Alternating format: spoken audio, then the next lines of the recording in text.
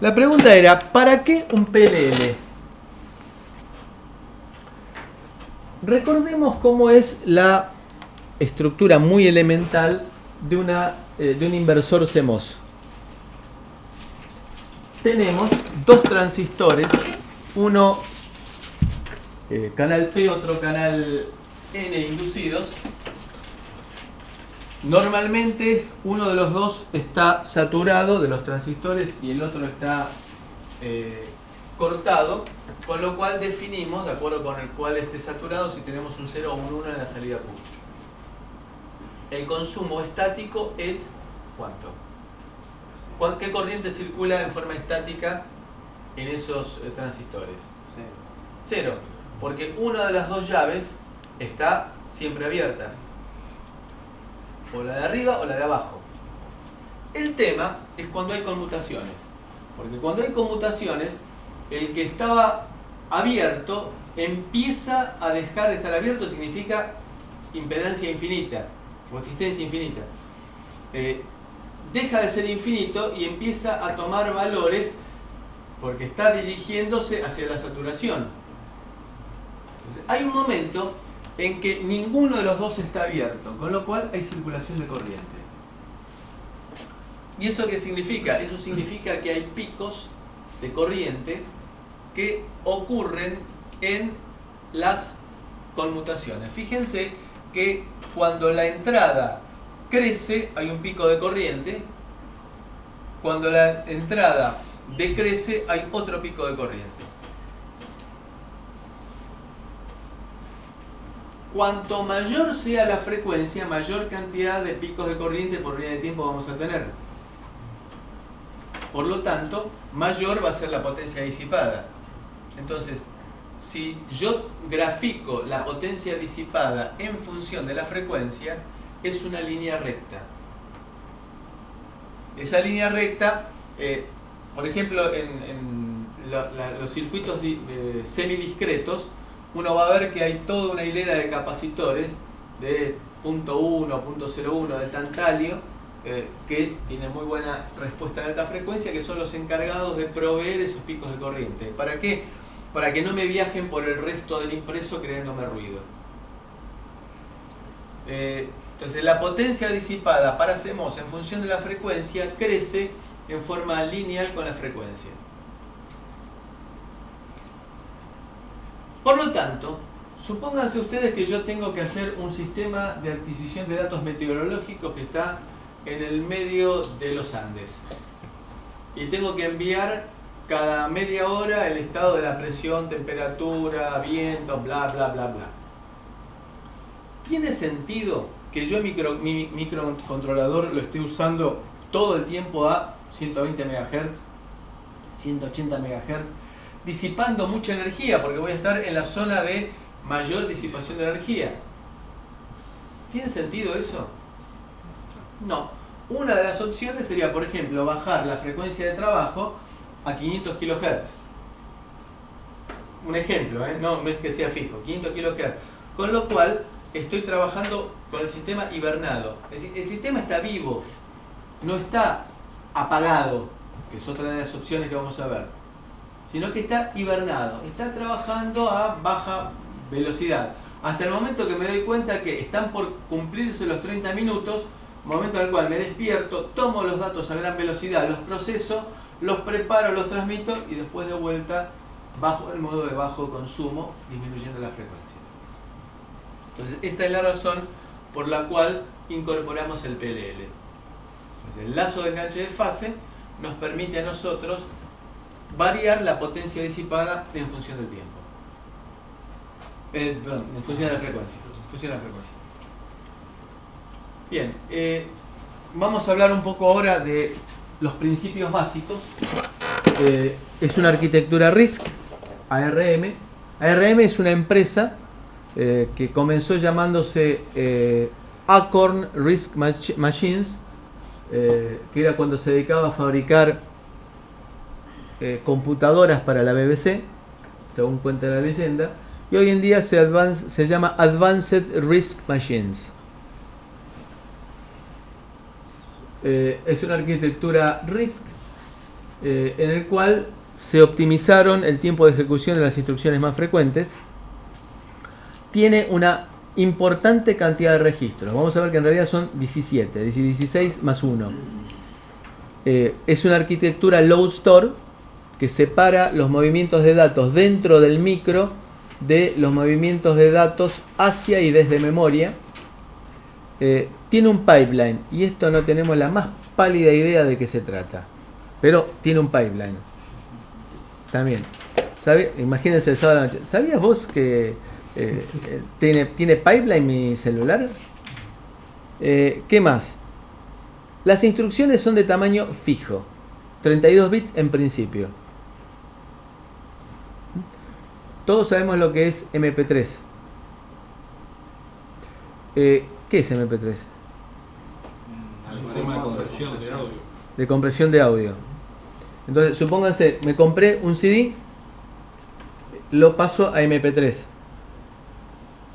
¿Qué logro al pasarlo a MP3? Comprimirlo. ¿Y qué significa comprimirlo? Menos espacio. Menos espacio en disco o en pendrive o lo que sea. Digo, no, quiero volver al disco original. ¿Puedo?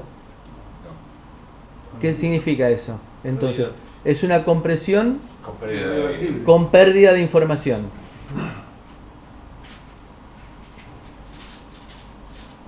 Paréntesis. Recomiendo a aquel que le guste la música tratar de pasar, si tiene discos, a algún formato sin pérdida. FLAC, por ejemplo, que es libre y gratuito.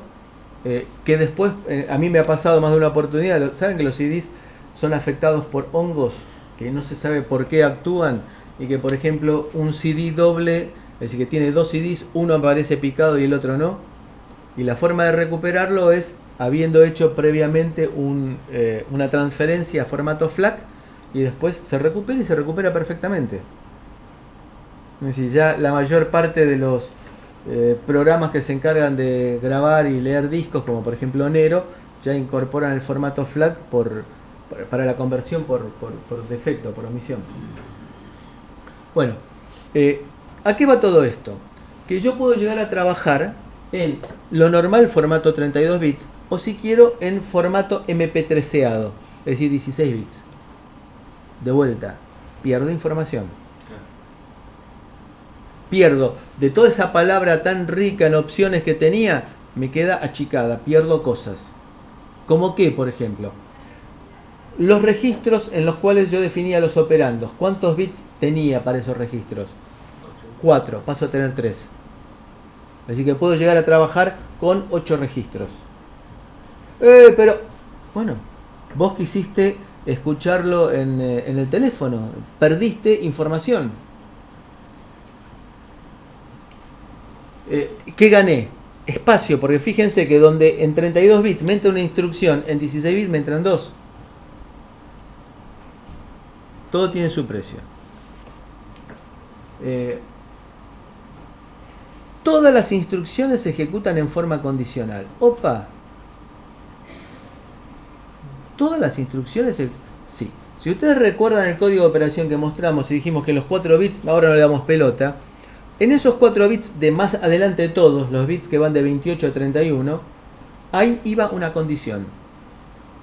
Por ejemplo, suma si la última operación aritmético-lógica me dio, por ejemplo, acarreo. Suma si la última operación aritmético-lógica fue 0. Salta a tal dirección de memoria si la comparación última me dio que era mayor o igual. ¿Dónde metes el registro para hacer ¿Cómo metes la comparación? ¿Cómo? ¿Dónde metes el registro para hacer la comparación? La hiciste antes. Ah. Comparé R4 con R7. Me quedaron los indicadores, que serían como banderas, diciendo hubo acarreo, me dio negativo, fue mayor, y después tomo la decisión. Suma, vamos a ver algunos ejemplos. Suma sí, pasó tal cosa.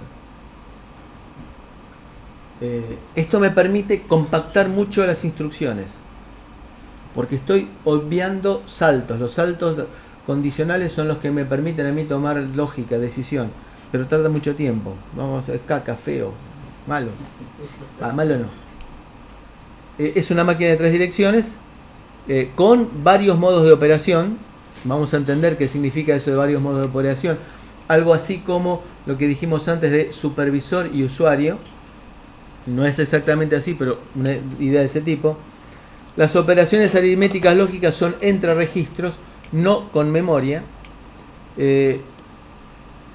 Todas las familias comparten el mismo repertorio de instrucciones.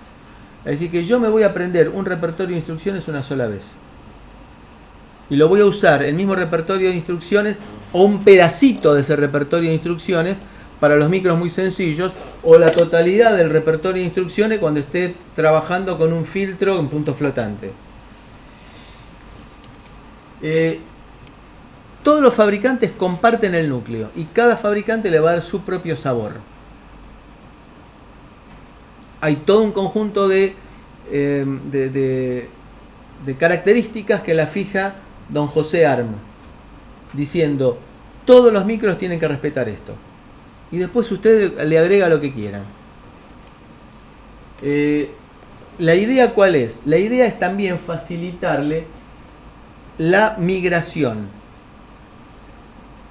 Lo cual no es demasiado bien visto por los fabricantes de silicio, pero fue una de las cláusulas que puso ARM. En definitiva, ARM, sus royalty, que se lo pague NXP o Texas Instruments, le da lo mismo. Entonces le dicen, mátense, rómpanse los cuernos entre ustedes, compitan. Lo cual a los fabricantes no les gusta demasiado, porque a los fabricantes les gusta tener a sus clientes cautivos, sumisos y cautivos. Entonces lo que han competido es dándome herramientas para que yo trabaje sobre una familia y me quede casado con esa familia. Pero la idea de ARM es distinta, la migración. Entonces provee bibliotecas y conceptos de manera que yo pueda cambiar muy simplemente entre un microcontrolador de Texas con uno de NXP y que tenga previsto, por ejemplo, en el impreso colocar o un chip u otro. Y que me resulte muy fácil migrar de uno a otro. Esto es lo que vamos a mencionar al pasar como CMSI, que son las bibliotecas que nos obliga a respetar a todos ARM. Todo esto es, por ejemplo, ¿qué quiero decir yo? Don José ARM me dice, miren muchachos, ustedes que están fabricando chips, tienen que hacer una rutina una función que el usuario le invoque para manejar el conversor analógico a digital, como por ejemplo start-AD, start-AD, como para arrancar el conversor. Y después para leer la lectura del conversor, que sea un get-AD. No, pero yo voy a usar un conversor de 12 bits y de aproximaciones sucesivas. Problema tuyo. Y yo voy a usar uno de sigma delta de 24 bits. Problema tuyo. Entonces, cada fabricante hace una get-AD y un start-AD adecuado para su hardware. ¿Es piola para el usuario? Entonces me entregarán una biblioteca, no librería, biblioteca, no librería, biblioteca, no librería, en el cual, si cumplimos con lo que nos pide don José ARM, van a estar todas las funciones necesarias para que yo pueda usar sin tener que meterme en leer esas 1000 benditas páginas que tiene la hoja de datos del microcontrolador. Y el user guide del microcontrolador tiene 1000 páginas. Entonces, todo aquello que sea en lo posible lícito y me permita a mí evitar leerme las 1000 páginas, bienvenido sea. Entonces, si en lugar de tener que ponerme a leer cómo funciona el conversor analógico a digital y manejar los 132 registros que tiene, hay alguien que me dice, acá tenés start-AD y tenés get-AD, bárbaro. Entonces tenemos registro de 32 bits, 16 más 1. Vamos a ver por qué. Los 0 a 7 están disponibles en todo momento. ¿Por qué? Porque el 0 a 7 van a estar siempre disponibles, ya sea que esté trabajando en el formato normal o en el formato MP3eado. tenemos arquitectura von Neumann para ARM7 y Cortex M0. El Cortex M0 es el que compite con los micros de 8 bits. Y Harvard para los Cortex y para los ARM9, que es una familia que es muy poderosa, pero que está tendiendo a quedar solamente para sustitución. En el caso de NXP, que es quien tomamos como ejemplo, simplemente por razones históricas, en la Argentina pegó mucho NXP. ¿Por qué? No tengo la más mínima idea. Probablemente son mucho mejores los chips. No. Pero acá probablemente haya sido porque quien fue hasta el año pasado el distribuidor más importante tenía un convenio muy bueno con NXP, de manera de poder poner en el mercado local a precios internacionales. Y por ejemplo, una plaquetita que usamos en las universidades, que se llama Sticks, se conseguía en el mercado internacional a $40 y en el país la vendían a $40, por convenios que tenían con NXP. Bueno, entonces acá tenemos, dijimos, Cortex, ARM7 es la historia. ARM7 apareció en el año 2000, tuvo vigencia hasta el 2007, 2008. ARM9 fue una mejora de ARM7, mucho más poderosa en realidad, que se usaba, por ejemplo, para routers. Los routers, los Linksys, esos azules, los WG54 eran, o 54WG, tenían un ARM9. Y después apareció la familia Cortex, el M0, que decimos que compite con los micros de 8 bits, el M3, que es de propósito general, y el M4, que es un M3 al cual le agregamos procesamiento digital de señales. Bueno, acá esto tienen que recordar de memoria, lo vamos a tomar antes, no van a salir acá si no saben de todo esto. Es la historia. Arrancamos con la arquitectura 4, versión 4, en el cual era un micro tradicional. Fueron mejorándose cosas. Cuando llegamos, por ejemplo, a los ARM9, se les consiguió incorporar, por ejemplo, procesamiento digital de señales, DSP, algún tipo de procesamiento digital de señales, era la versión 5 de la arquitectura, con unidad de protección de memoria, MPU, frase que vamos a recordar a partir de ahora en forma frecuente. Algunos tenían MMU, UPA, esto es algo típico de los Pentium y sus sucesores, es decir, la unidad de gerenciamiento de memoria, que me engañan a mí y me dicen que estoy queriendo acceder a la posición de memoria 0 y en realidad estoy accediendo a la 13F4 5A. Pero se hace toda una traducción en forma de hardware automática. Yo me quedo contento, estoy accediendo a la posición de memoria 0. Pero bueno, eso requiere bastante hardware incorporado. Y acá vemos que en la parte que nos interesa, que es la arquitectura versión 7, que es la que estamos usando nosotros, tenemos los Cortex M3 y los Cortex A8 que tienen MPU, y acá tiene el Cortex A8, tiene MMU. Vamos a ver qué significa cada una de estas cosas. La evolución fue la arquitectura 4, decimos entonces que fue ARM7. La arquitectura 5 fueron los ARM9, por ejemplo 926, 946 significa ARM9. La arquitectura 6 se usó para ARM11 con procesamiento de video y de comunicaciones. Y hoy estamos en la arquitectura 7, en la cual vamos a trabajar con las familias A, la familia R y la familia M. ¿Cómo le gustan jugar con las siglas? Si ustedes se fijan, ARM. Jaja, qué divertido. Cada uno tiene su rango de aplicación. Es decir, nosotros cuando hablamos de Cortex M4, que es nuestro chip en la EduCIA, es un M3 al cual le agregamos procesamiento digital de señales. Punto. ¿Qué significa eso? Bueno, significa, los Cortex A son los que se usan en los teléfonos celulares y en las tablets habitualmente. Los Cortex R son aquellos Cortex en los cuales tenemos necesidad de respetar el tiempo real. Por ejemplo, una cámara fotográfica.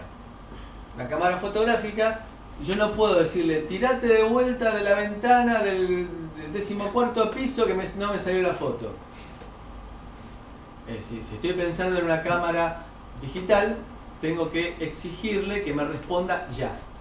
Lo mismo, por ejemplo, el otro caso típico son los discos rígidos de la tecnología tradicional, en los cuales tengo un plato que gira y tengo que leer el dato en el momento en el cual el dato pasa frente a la cabeza lectograbadora, porque si no tengo que esperar que pegue una vuelta, es mucho tiempo.